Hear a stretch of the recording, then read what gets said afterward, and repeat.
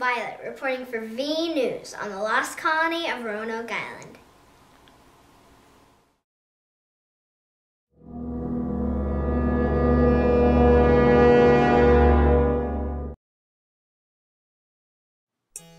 In 1584, Queen Elizabeth I asked Sir Walter Raleigh to set up an English colony in the New World of North America. Sir Walter Raleigh was in charge of the British colonization of North America. He sent sailors to the East Coast and called the land Virginia. Sir Walter Raleigh then sent for Arthur Barlow and Philip Amadas to lead the first voyage. They found Roanoke Island and thought it would be a great place for a colony.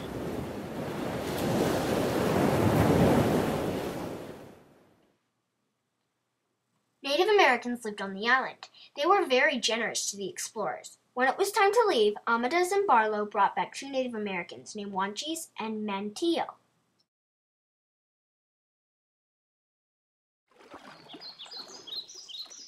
Barlow said that Roanoke was full of life in incredible abundance. The second voyage. Sir Walter Raleigh prepared for the second voyage. He believed that copper, gold, and pearls could be found in this new land. Sir Richard Grenville was put in charge of the fleet of 7 ships. Ralph Lane, a military leader, was sent to act as governor of the colony. John White, a painter, was sent to illustrate Roanoke and its people. Manteo also came on the voyage.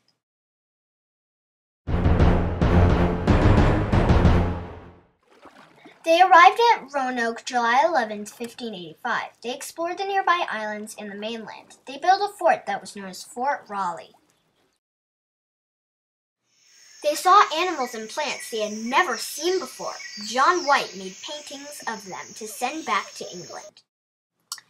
In late August, Richard Grenville went back to England to get more supplies. He left Ralph Lane in charge.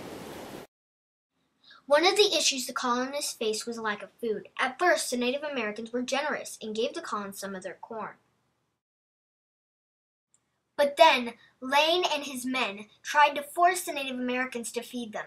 The English burned villages and killed their leaders. As you would expect, the Native Americans were angry and refused to work with or feed the English anymore. The English faced starvation.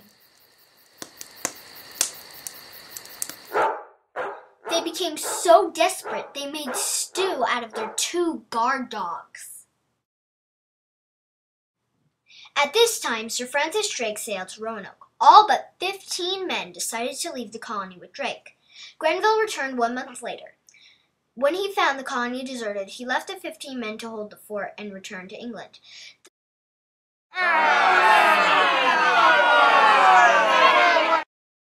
The third voyage. Sir Walter Raleigh was very disappointed that Lane had left the colony. John White would organize the third voyage to Roanoke Island. He would eventually become its governor. It was difficult for White to find people interested in settling up in Roanoke. The English had killed many Native Americans and were now enemies. White planned to make the settlement near Chesapeake Bay instead of Roanoke.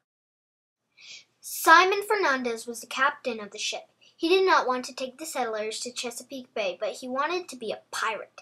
He landed at Roanoke and made the settlers get off the boat. The 15 men from the first colony were gone.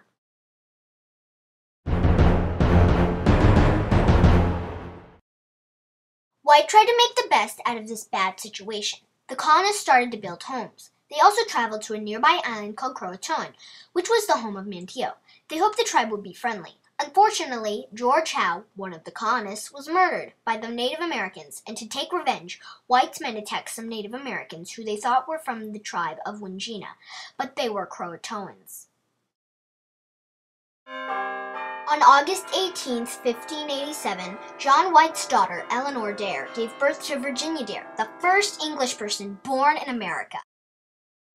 The colonists decided someone should return to England for more supplies. John White was chosen to go. He felt pain and sadness leaving his daughter and granddaughter behind. He left the colony August 27, 1587. When White got to England, they were about to go to war with Spain, so the English needed all the boats they owned to fight. It would be 3 years until there would be a ship available to go back to Roanoke. 3 years later! After storms and great hardship, White arrived at Roanoke. To his astonishment, no one was there to greet him when he arrived. He discovered the letters C-R-O carved into a tree and the word Croatoan carved into a fence post. He believed it was a message from the colonists. All the structures were torn down and deserted. White was heartbroken that his daughter and granddaughter were gone.